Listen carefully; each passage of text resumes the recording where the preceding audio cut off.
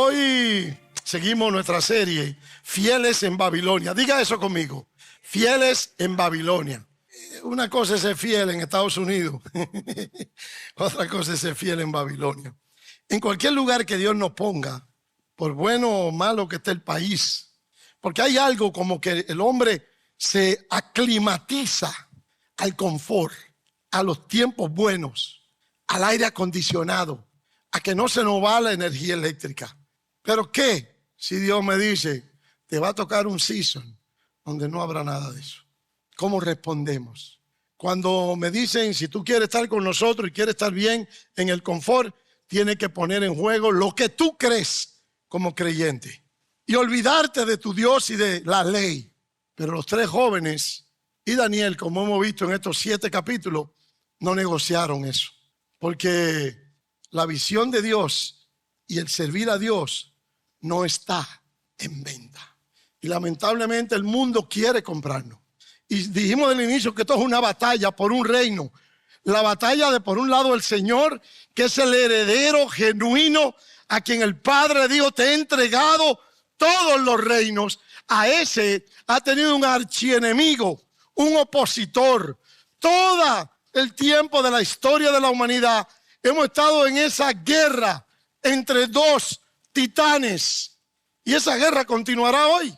Continuará hoy en el capítulo 8, versículo 1 hasta el 27.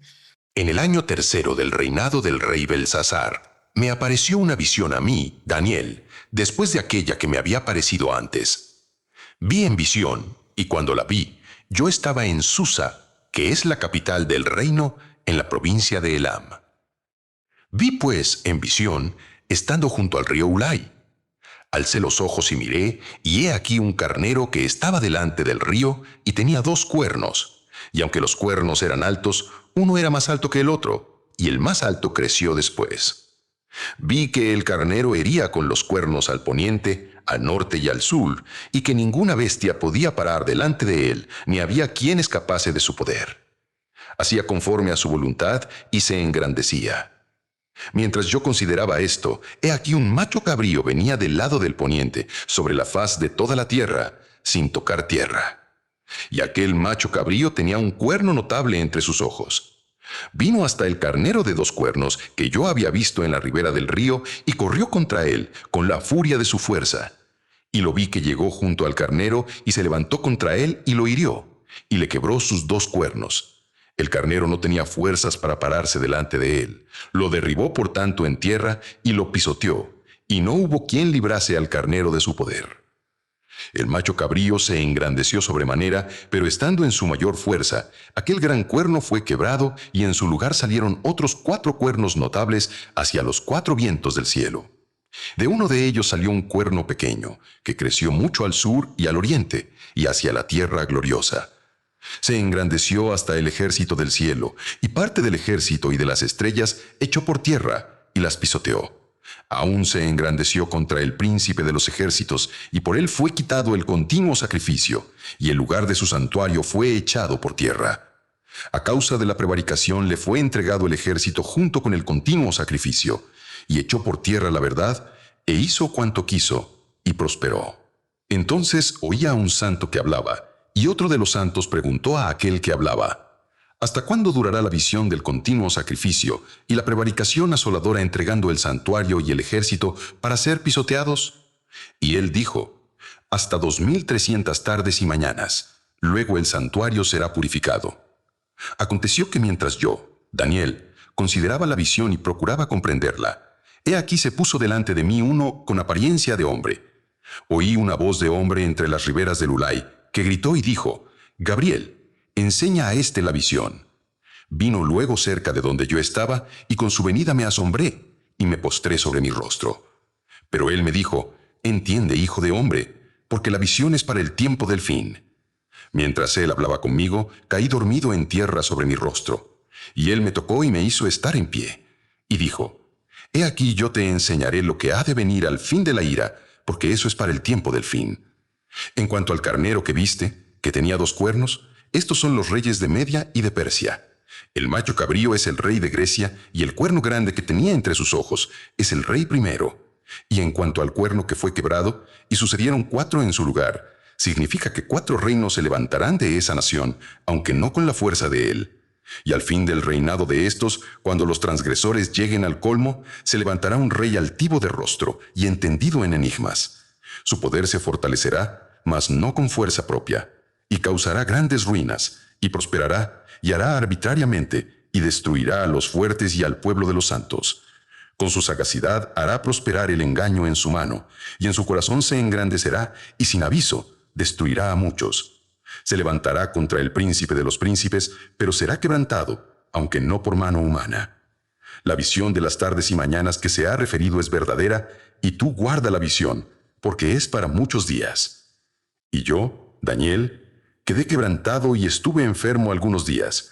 Cuando convalecí, atendí los negocios del rey, pero estaba espantado a causa de la visión y no la entendía. 2 animalitos.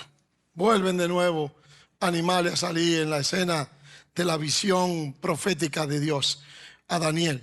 Yo le llamé al mensaje lo que ha de venir, inspirado en el versículo 19 que decía, y escribe porque esto es lo que ha de venir cuando venga la ira de Dios. Esto que usted vio va a venir y ha llegado una parte ya.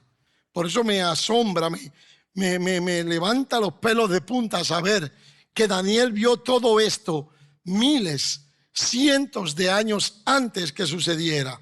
Así que este capítulo de Daniel está dentro de los últimos 6. Dijimos que dividimos fácilmente, naturalmente el libro de Daniel. Los primeros 6 son más narrativos, son historias narrando de eventos con los reyes, con Belsasar, con Nabucodonosor, con visiones, con algo profético incluido, pero era más narrativo, con lo que vivieron los 3 jóvenes, con lo que vivió Daniel en el foso. Pero del 7 en adelante es profético, diga profético. Todo es mirando hacia lo que ha de venir. Y Daniel está viendo increíblemente 3 cosas en este pasaje. 3 cuernos. Un cuerno, había uno más grande. Entonces vamos a hablar de un cuerno grande, diga grande. Un cuerno pequeño y por último un cuerno final. Entonces la Biblia no tiene dificultad. Yo no sé dónde es que se complican, porque todo es una secuencia. ¿Cuántos cuernos vio Daniel en su visión? 3 cuernos. Olvídese de los 2 cuernos del carnero, que aunque eran importantes y lo menciona, ya sabemos quién era. Era un carnero con 2 cuernos, pero tenía un detalle, que uno de esos cuernos era más grande que otro. Es como que uno de sus dientes crezca más grande que los otros y sea notorio cuando usted se ría. Eso pasaba con este. ¿Por qué? ¿A quién representaba según lo que describió ya Daniel y lo explicó? ¿Quién representaba a este animalito con los 2 cuernos? ¿A quién? Ese carnero con 2 cuernos, uno más alto que otro, que incluso da un detalle y se hizo más grande todavía, que es el imperio persa. Porque en el Medo Persa, aunque eran 2 y estaban unidos, hubo uno que era más fuerte que el otro, y fueron los persas. Pero de repente, mira el versículo 8, mientras el carnero está derribando y acabando y todo, mientras yo consideraba esto, mire, mientras Daniel estaba mirando en la visión, no dije sueño, dije visión, y le voy a decir por qué. Mientras Daniel está viendo la visión de que el carnero está y él está tratando de descifrar qué significaba el carnero y le ve los cuernos, en ese instante dice que sale un chivo con un cuerno fuerte y grande. Eso mismo era, después usted va a ver porque tiene 4 cuernos. Y hazme la embestida cuando le metió con todo. ¡Guácata! El de 2 cuernos cayó listo y no se levantó más. Y el chivo del macho cabrío de un cuerno grande lo embistió, dice, viniendo de dónde, de poniente también. Y dice que el versículo 5, que venía del lado del poniente sobre la faz de toda la tierra sin tocar tierra. Oiga, háganle una observación. Yo voy a estar haciendo observaciones hoy. Sin tocar tierra. ¿Qué significa eso? Volando rápido. O sea, venía rapidísimo, como los leopardos. Vea un leopardo. Vea un leopardo corriendo. Oiga, qué detalle tan precioso me da Daniel, que me dice, venía como flotando en el aire de rápido. Y de repente, ¿a dónde va él dirigido? Al carnero. ¡Bum! Y lo tumba y lo rompe en 2. ¿Y quién es este chivo? ¿Qué imperio es este chivo? El imperio griego. ¿Y quién es ese cuerno grande y fuerte? Alejandro el Grande. Porque esa revelación, esa visión en este caso en capítulo 8 y ese sueño en el capítulo 7 vienen de Dios. Y Dios se lo reveló. Pero de nuevo, cuando le da el animalito este con el cuerno, dice que se le quiebra el cuerno de repente. Lea conmigo. Y el macho cabrío, imperio griego, se engrandeció sobremanera, ¿sí o no? Y dice, pero estando en su mayor fuerza, con 33 años de edad, Alejandro el Grande ya prácticamente miraba y decía, ¿y qué me falta por conquistar? ¿Qué parte del reino yo no he expandido rápidamente y fácilmente, derrotando a todos mis enemigos y estableciendo la cultura helenística, la cultura griega, no solamente en el imperio, sino en las naciones que colonizaban? Este imperio, cuando viene con toda su fuerza y el Alejandro está en su punto caramelo con 33 años, ¡boom!, se muere o lo envenenan. Hay varias versiones. Así que Alejandro fue ese cuerno grande. ¿Quiénes lo sustituyeron? 4. Y aquí es que va a entrar el cuernito pequeño. Ojo, que este cuernito pequeño del capítulo 8 no es el cuerno pequeño del capítulo 7. Quiero destacar algo, porque hay alguna frase famosa de Alejandro que yo quise destacar hoy. No sé por qué, pero yo me metí en Google y dije las frases más famosas que Alejandro el Grande dijo en vida. Una de ellas era, no hay nada imposible para quien lo intenta. Es una frase buena. Oiga lo que dice Alejandro, no hay nada imposible, pero tiene que intentarlo. ¿Qué es lo peor que puede pasar? Que no se dé. Pero ¿a dónde llegan los que no lo intentan? Pregunta, ¿a dónde llega el que no lo intenta? A ningún lado, a ningún lado. Si no lo intenta, por lo menos no sabes si lo puedes lograr. Una frase interesante. Una segunda, yo no temo a un ejército de leones guiados por una oveja. Yo temo a un ejército de ovejas guiados por un león. Tiene mucho que ver con liderazgo. ¿Qué tipo de líderes están adelante? ¿Quién es que va alumbrando adelante? Definitivamente una frase poderosa. Él dijo, el cielo no puede soportar 2 soles, ni la tierra 2 amos. Punto. Por eso yo voy a conquistar, porque no se aguantan 2 soles en el mundo. El mundo no puede tener 2 soles, uno aquí y otro allá. No, porque o se queman entre los dos o va a haber un problema. Tiene que haber uno a la cabeza. Y dice, y tampoco puede haber, como dijo él, en la tierra 2 que están mandando. Entonces, ¿qué hizo él? Yo soy el que voy a mandar. Y boom, destruyó a los medo-persas. Y los medo-persas habían destruido ya a Babilonia. Ahora el que está en la cúspide es Alejandro el Grande. ¿Pero era Alejandro el Mesías? No, obviamente no. Así que yo creo que definitivamente que no. Fue quebrado, y cuando se quebró, antes de morir, le preguntaron, ¿a quién le vas a dejar el poder? Y él dijo, a Nicolás Maduro. Sabemos que no, porque ese cuernito salió ahorita. ¿Sabe quién se lo dejó? A él lo que respondió, según la historia, es al más fuerte. Pero parece que entre los 4 que estaban detrás de él no había uno fuerte, suficiente para alumbrar como sol. Entonces se dividieron el reino en 4. Señores, divide y ganarás. En una iglesia, divide y ganarás. ¿Quién gana? Satanás. ¿Y sabe lo que hicieron ellos? Ptolomeo, tú eres tan fuerte para guiarnos a todos nosotros. Tú vas a ser ese león que va a dirigir a las ovejas. No, yo prefiero coger para un lado. ¿Y tú, Seleuco? No, yo tampoco. Yo cojo mejor para este lado. ¿Y tú, Antígono? Yo también. ¿Y tú, Casandro? No, yo me voy para el sur. Cada uno se repartió y dice, entonces ahora hay 4 reinos. ¿Cuántos reinos hay? Entonces, ya entiende los 4 cuernos del carnero, que se le rompió el grande, que era Alejandro el Grande. Y dicen que el Lisimaco también fue importante. Y ahí es que entra el cuerno pequeño. Porque de su familia, de los Seleucidas, de esa familia de dinastía emperador de reyes que heredaban el trono, el hijo con el sobrino o el nieto heredaban el trono, Seleuco fue el más fuerte de todos. Y de ahí va a salir el cuerno pequeño del capítulo 8, que no es el cuerno pequeño del capítulo 7.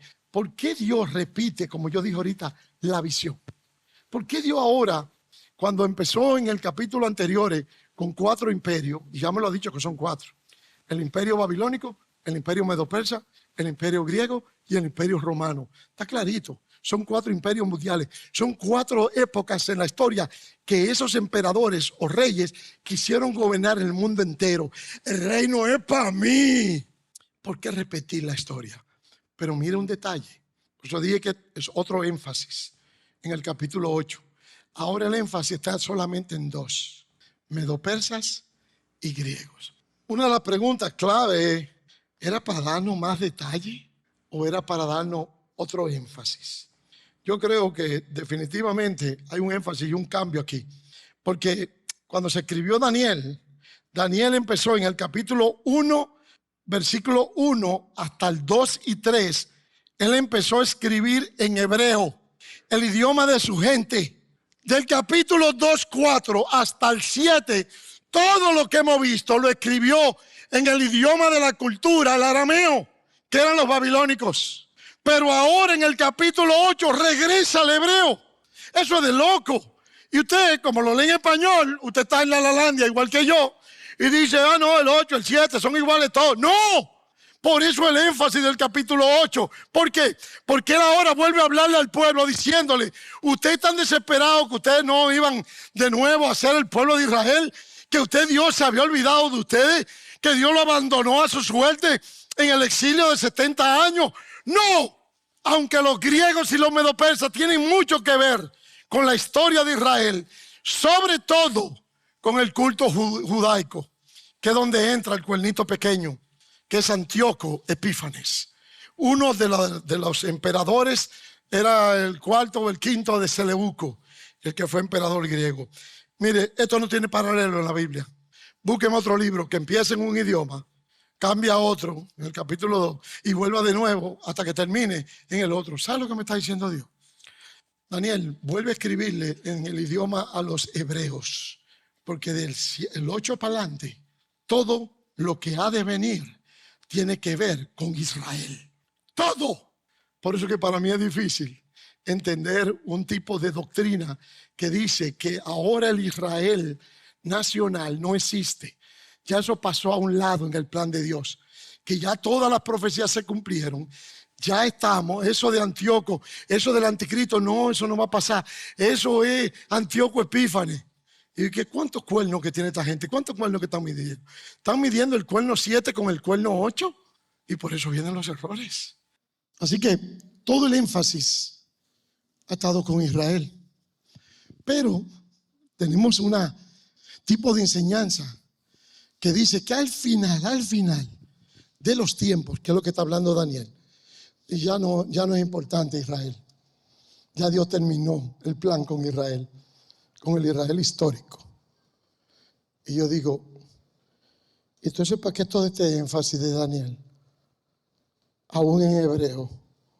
Porque mejor ya, si es para todos nosotros, hablemos inglés mejor. Ponte a escribir en inglés, Daniel, no en hebreo.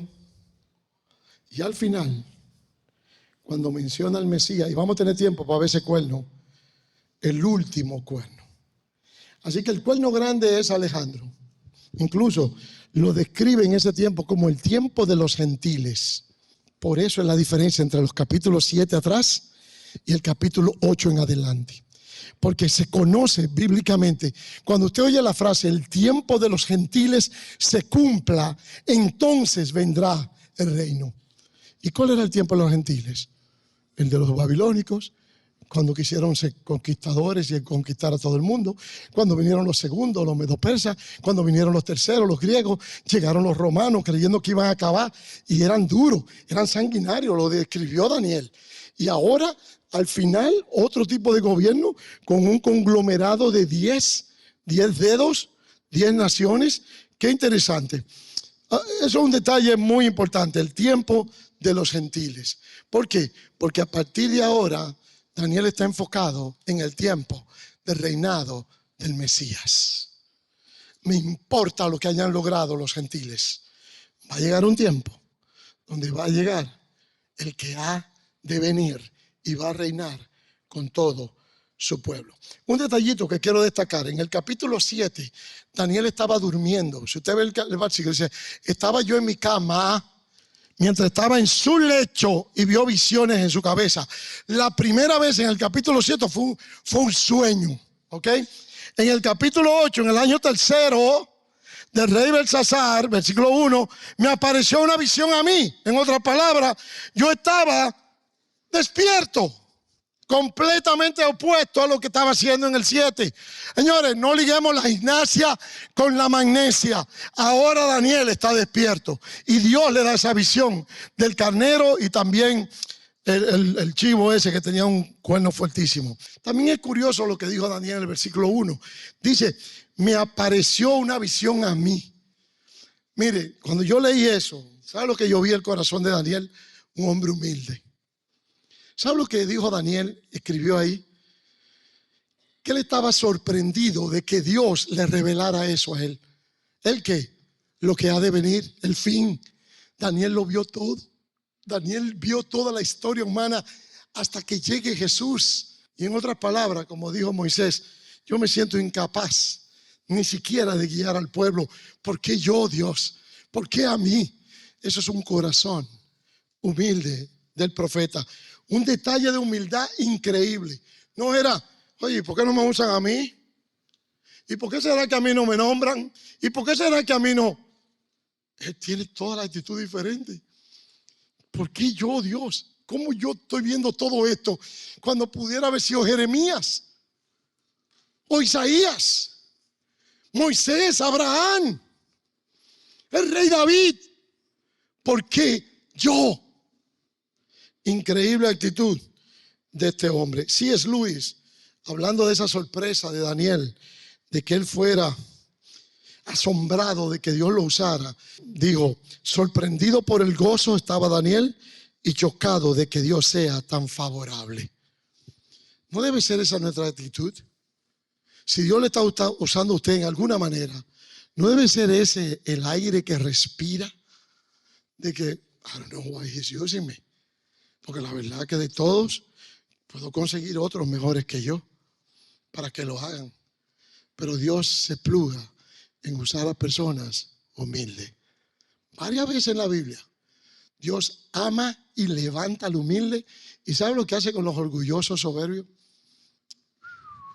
Los baja o los frena. Increíble el método de Dios. Otro detalle importante, él destaca que está en Susa. Y usted dirá, ¿qué me importa a mí que estuviera en Susa o que estuviera en San Cristóbal o que estuviera en Guayaquil? ¿Por qué Daniel destaca que él estaba, cuando vio la visión, en Susa? Un detalle importante. Cuando era el imperio babilónico, que fue cuando él vio esta visión, por lo que describimos anterior, él echó para atrás, estaba gobernando el imperio Belsasar, el año tercero, él lo dice. ¿Y quién era Susa en tiempo de los babilonios? Nadie. Era como decir Barranquilla. Es barranquillero. Es dominicano, pero del Cibao, es macorizano. ¿Quién es San Francisco de Macorís? Nadie. Incluso yo se lo enseñé un día a un grupo de la iglesia. Y este es tu pueblo. Porque es un pueblo que tú dices, wow, ¿qué pueblito es este? Es un pueblo pequeño, insignificante. Eso era Susa cuando el imperio babilónico. Sin embargo, cuando los medopersas lo conquistaron, ¿sabes lo que se volvió Barranquilla? La capital del reino. Y por eso es que es importante que él está diciendo aún proféticamente, aunque yo ahora mismo estoy en Monte Culebra, esto va a llegar a ser la capital del reino. Increíble detalle de Dios, que si usted lo lee rápido, dice, estaba yo en Susa. ¿Sabe qué otro personaje fue importante en Susa? ¿Se acuerdan de Esther? De Esther la reina. Ella fue reina en el tiempo de los medopersas. Y en el tiempo de los medopersas, ella era la reina de Susa, de la capital del reino. Entonces, lo que hoy era en su época un pueblito insignificante, ahora se convierte en la ciudad más importante del imperio. Diga imperio. No solamente de los medopersas, de todo el imperio. Así que yo creo que es interesante. Otro detalle más que quiero darle antes de terminar. Y es que ahí, en esa capital Susa, en ese lugar, hubo un descubrimiento histórico para la raza humana. Y fue en el 1901. Se descubrió el famoso Código de Hammurabi. Yo no sé si usted en historia le dieron el Código de Hammurabi y usted vio los escritos de ese código. Ese código era un código moral que tenían los medopersas. Era una ley moral, diga ley moral. Entonces, que encontraran ese código históricamente y arqueológicamente, comprobó entonces que el código moral y ético que Dios le dio en las tablas a Moisés era posible. Porque los destructores de la Biblia y los ascépticos dicen, no, es imposible que Moisés ya tuviera una ley moral dada por Dios para la humanidad. Eso no puede ser posible. Cuando descubrieron el Código de Hammurabi, que era una época posterior, dijeron, ¡ajá! Entonces sí puede haber sido posible lo de Moisés y las tablas de la ley. Así que eso fue un descubrimiento interesante. Ahora, mira el versículo 15. Quiero destacar esto también, que esto es lo que a mí más me llama la atención del corazón de mi Dios. Y aconteció, dice el versículo 15, que mientras yo, Daniel, consideraba la visión y procuraba que, y aquí se puso delante de mí uno con apariencia de hombre. Oigan esto, es la única vez que encuentro que ha sido tan difícil interpretar la visión que el mismo Señor manda una ayuda y Dios mismo le explica a Daniel lo que significa la visión que acaba de ver. Esto es increíble. ¿Sabe lo que me hizo recordar esto? Jeremías 33. Yo no quiero la muerte del impío. Yo amo al impío.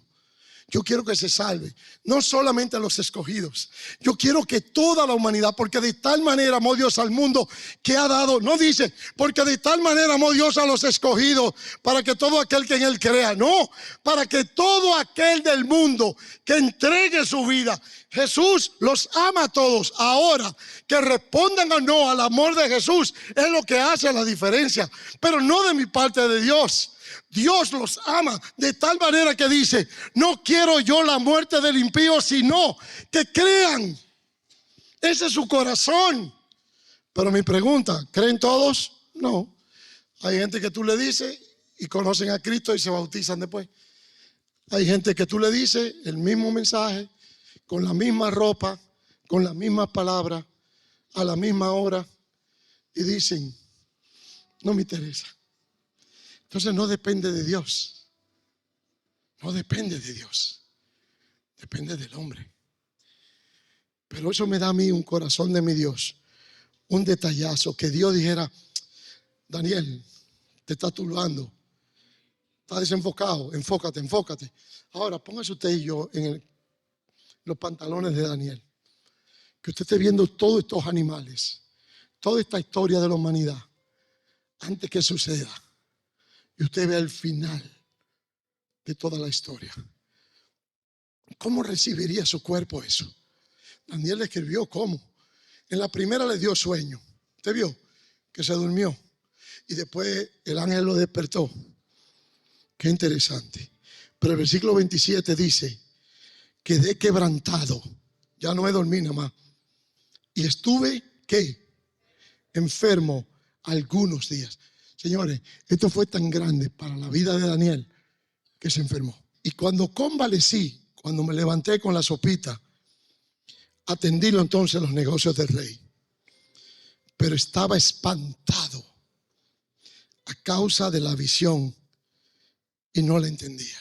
Y como él no la entendía, me llama la atención que en un momento en lo que está entrando, versículo 16, dice que yo oí una voz de hombre entre las riberas del Ulai. Eso tiene otra importancia, el Ulai, pero no me da tiempo. Que gritó y dijo, ¿qué dijo? 1, 2 y 3, ¿qué dijo?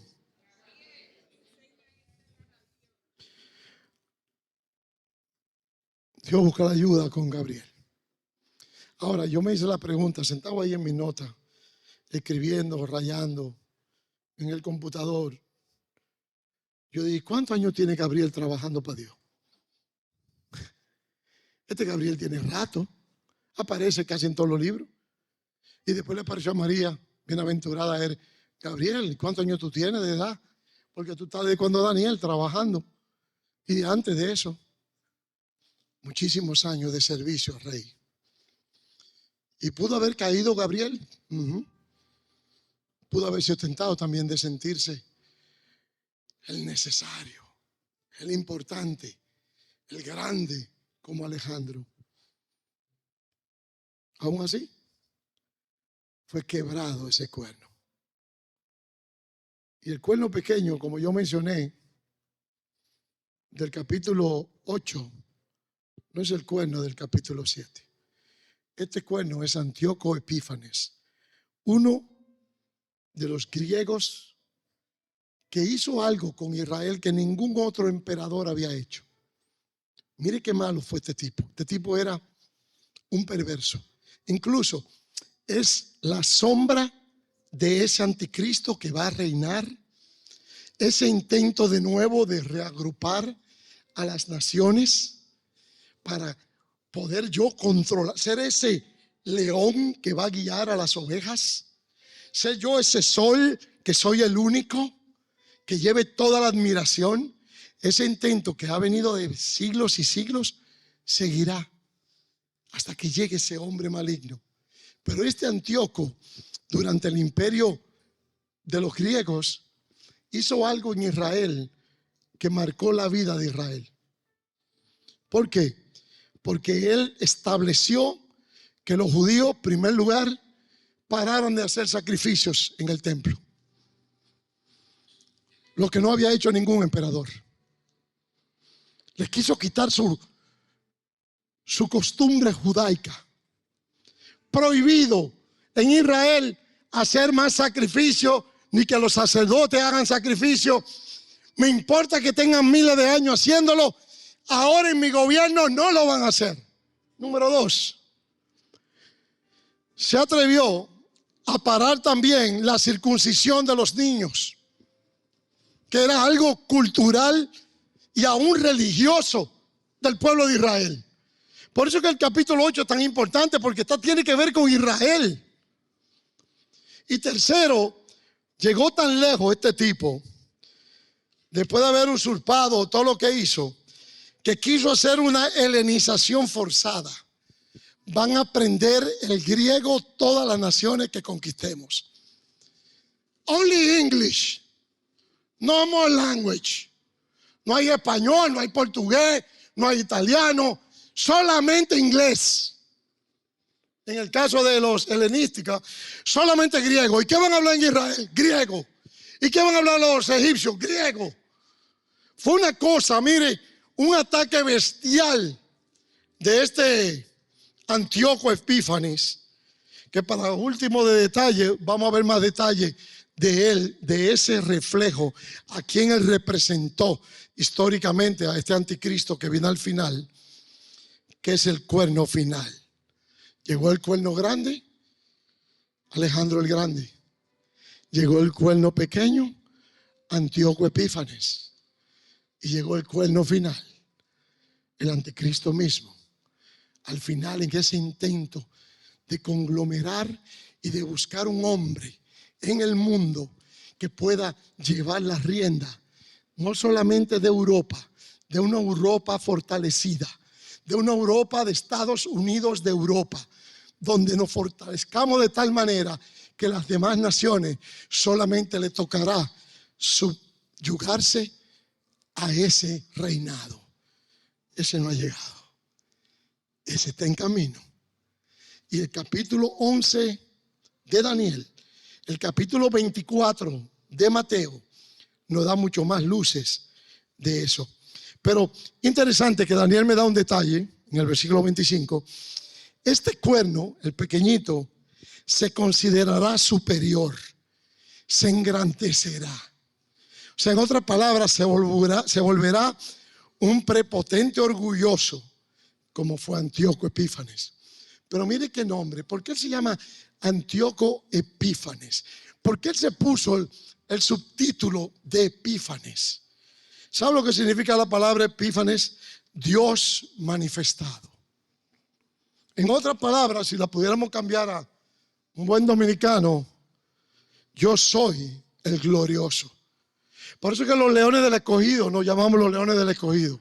No diga el glorioso Licey. No, ese relajo no lo hacemos. ¿Por qué? Porque este Antíoco Epífanes nos dejó un precedente de los que quieren ser gloriosos y no lo son. Entonces yo creo que definitivamente este hombre tuvo un tiempo especial, 2300 días para acabar ya el mensaje. ¿Por qué menciona Daniel que iban a suceder 2300 días antes que fue lo que hizo este hombre, que es la prevaricación? ¿Qué fue lo que hizo Antíoco que fue tan abominable? Que es la abominación desoladora. ¿Sabe lo que él hizo? ¿A dónde llegó este tipo? A coger un cerdo y sacrificarlo en el altar a Zeus, dentro del templo de Dios. Que la copa que usó Belsasar del templo para beber vino y para emborracharse y hacer su orgía y todas sus cosas fue grande y por eso le costó la vida. Pero que Antíoco se atreviera a entrar, irrumpir con tropas en el templo de Dios y sacrificar un cerdo, animal impuro e inmundo para el judío, fue abominable. Y por eso se levantaron los macabeos. Ahí que viene la famosa historia de Matatías, la familia Matatías, que fue que aproximadamente en 3 años y medio, por eso se creen los interpretadores que estudian, dicen, estos 2300 son 2300 mañanas y tardes, o sea, son 4600 o son 2300 completos días. Todos están apuntando a que son 2300 días, que son exactamente 3 años y creo que unos 4 meses. Que fue el tiempo de cuando entró Antíoco a cuando Antíoco fue sacado de Israel y fue establecido de nuevo el culto judío. La historia se está cumpliendo. La gran pregunta mía es, ¿y yo cómo estoy preparado para el final? Porque todos estos reinos ya pasaron. Gabriel enseña la visión porque es verdadera. Yo le mencioné a usted el otro día que era el 1 de mayo del 1981 cuando yo leí esta noticia. En mi caso, yo estaba en República Dominicana. Solamente tenía prácticamente 2 años de convertido. El New York Times, el Washington Post y otros periódicos nacionales publicaron esta noticia el 1 de mayo del 1981. La destaqué abajo en todo el periódico y dice: Grecia se convierte en el 10º miembro de la Unión Común Europea. Grecia, el 10º. Entonces, si usted ve la historia, estamos todos apuntando a un nuevo reinado. Y en la cabeza no va a estar ni en USA, ni en Rusia, ni en Corea, ni en Egipto. Va a estar en Europa. Y de ahí se levantará un resurgimiento del Imperio Romano que nunca fue conquistado por ningún otro. Pero ¿cuándo va a ser conquistado? Cuando venga esa roca no cortada con mano y le dé a la estatua y la derrumbe. Cuando venga el que ha de venir, imponga su reino. Voy a terminar con una cita que me llamó la atención, que yo la había escuchado hace muchos años, de un belga que era ministro en belga. Si es belga, era de Bélgica. Apellido Spock, según John MacArthur. No le puedo preguntar porque ya John MacArthur murió, pero él lo cita en uno de sus comentarios. Esta cita, yo la había escuchado y tenía una partecita adicional a lo que él dijo, pero voy a terminar leyéndole literalmente lo que dijo este ministro belga hace unos 20 años atrás, un par de décadas. Él dijo: la verdad es, oiga esta palabra, está hablando un estadista de un país, miembro de la Comunidad Europea. La verdad es que el método de los comités internacionales, eso ha fracasado. Pregunta, ¿usted cree que la OEA ha fracasado? ¿Usted cree que las Naciones Unidas no han fracasado? Si tuviéramos una OEA de verdad, preocupada por el bienestar y la democracia en los países latinoamericanos, no tuviera la dictadura que tienen en Cuba, ni tuviera la dictadura que tienen también en Venezuela, por no mencionar otros países. La OEA ha hecho esto. ¿Y qué me importa? Entonces, esos grupos internacionales y comités, dice este ministro belga, no ha tenido éxito, han fracasado. Y oiga lo que dice. Lo que necesitamos, atención, abran sus oídos, es un hombre. Repita conmigo, un hombre. Un hombre, alguien del más alto nivel, con gran experiencia, con gran autoridad, amplia influencia y gran energía. Que venga y que venga rápidamente, ya sea un civil o sea un militar, sin importar su nacionalidad, que entre todos elimine todos los trámites burocráticos, elimine todos los comités, despierte a todo el pueblo e impulse a todos los gobiernos a una acción. Que venga rápidamente. Este hombre que necesitamos y al que esperamos se hará cargo. Oiga, ¿de qué? De la defensa del oeste. En otras palabras, de Europa y del mundo. ¡Wow! Necesitamos, ¿cuántos hombres? Uno, un león. Necesitamos un solo sol. Como decía Alejandro el Grande, como decía Nabucodonosor, haz una estatua de oro porque yo soy ese hombre. Ese hombre viene en camino. Ese hombre, Dios quiera, yo no creo, no sé, está nacido ya. Y ese hombre va a reunificar al mundo hacia una dirección. Y la Biblia me da muchos detalles. Una sola moneda, un solo control global, donde yo pueda controlar tanto un dominicano como un ecuatoriano, como un chileno, como un chino, como un coreano o como un ruso. Un solo hombre. La frase que yo dije que él no mencionó, yo la había escuchado hace muchos años, que él agregó a esa cita y dijo, si viene de Dios bien y si viene del diablo también. Y ahí es que va a venir del Lucifer, que lo va a darle todo el poder para que él llegue a conquistar el reino que él no quiere ceder, que le pertenece a Jesús. Iglesia, esto se pone color hormiga. Y mi pregunta final es, ¿está usted preparado para cuando llegue ese momento? ¿Está preparado de verdad? ¿En qué reino vas a estar? Porque lamentablemente está clara la profecía. Cuando venga ese hombre, va a imponer una marca en la mano derecha o en la frente. Y todo aquel que no tenga esa marca no podrá comprar, no podrá vender, no podrá comer. Y para colmo, Israel, que es el que nos interesa, tendrá que huir a un desierto porque Satanás mismo va a tratar de destruirlo una vez más. Iglesia, esto está a las puertas. Están esperando a ese hombre hace décadas. Y cuando surja, va a ser un león. Inspirado y guiado por Satanás mismo. Que no ha pasado con ninguno de los otros copias, modelos, sombras de ese hombre. Vamos a inclinar nuestro rostro y vamos a irnos a la casa meditando en lo que entramos al capítulo 9. Le voy a decir por qué. Y le voy a pedir que ore esta semana. Yo sé que usted ora de vez en cuando. Oro por el pastor, oro por la iglesia, oro por esto, oro por mi familia, oro por la salud del otro, de aquello. Yo quiero que usted ore específicamente por el capítulo 9. Porque cuando Daniel recibe tal profecía, que él mismo dijo que estaba enfermo, él dijo, ¿y ahora qué yo hago? Ponerme a orar. Capítulo 9 va a tener que ver con la oración de Daniel. Después de haber recibido toda la visión de Dios hasta el final.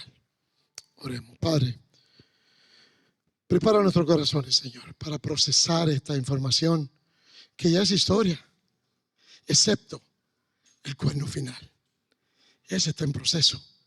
Y sabemos que si el primero se cumplió, el segundo imperio se cumplió, el tercero se cumplió, el cuarto, el romano, se cumplió, ¿no se va a completar el final? Tú eres un Dios de orden y por eso te adoramos, porque te plació, te plugo revelarnos a través de Daniel toda la historia. A ti te alabamos, Dios, y gracias, porque un día en tu soberana voluntad, entre toda mi familia perdida, yo respondí a tu llamado, no por mí, sino por ti.